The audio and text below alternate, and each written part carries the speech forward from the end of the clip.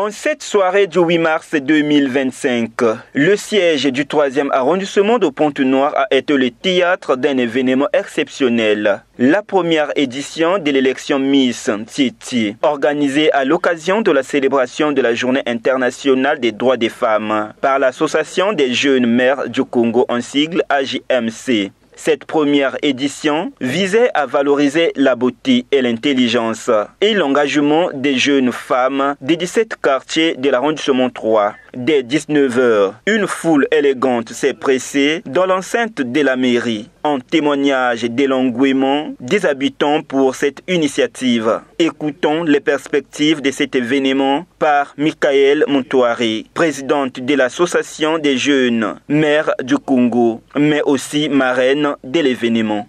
Je vais au quotidien auprès de la population et je suis donc conseillère départementale et municipale de la ville de Pointe-Noire. Et depuis que je suis là, 4 ans, je n'ai jamais entendu parler de l'élection Miss ici à Tchétché. Alors j'avais fait balader le micro pour pouvoir organiser ça. Et on devait le faire depuis le mois de janvier, mais le temps ne nous avait pas été favorable. On a essayé de reporter au 8 mars pour marquer le coup autour de la fête de la femme, de cet événement que toutes les femmes attendent tous les ans, le 8 mars.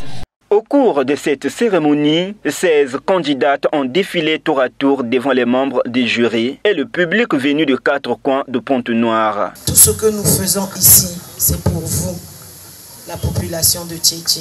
Je dirais merci à ces filles qui ont osé, qui ont réalisé leurs rêves. Quel que soit le verdict de ce soir, vous êtes toutes les gagnantes.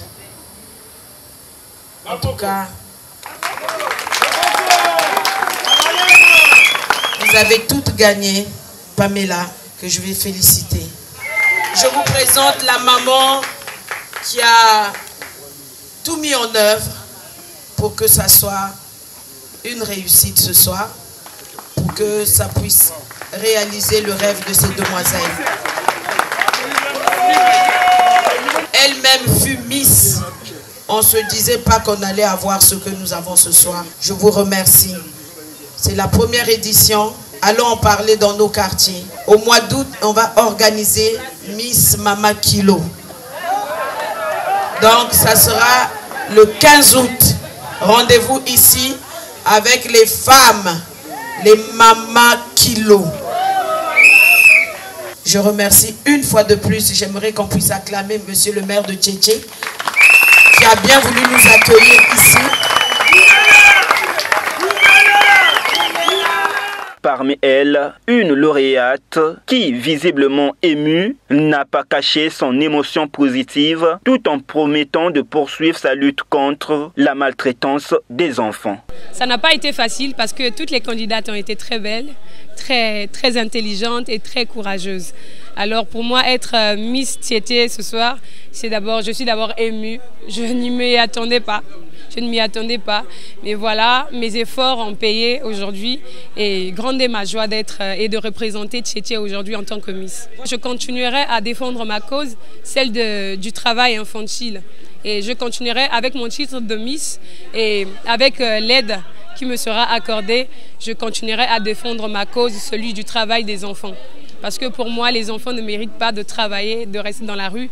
Les enfants ont besoin d'éducation, les enfants ont besoin de sponsors, les enfants ont besoin du soutien et de sécurité. Une femme doit se sentir bien.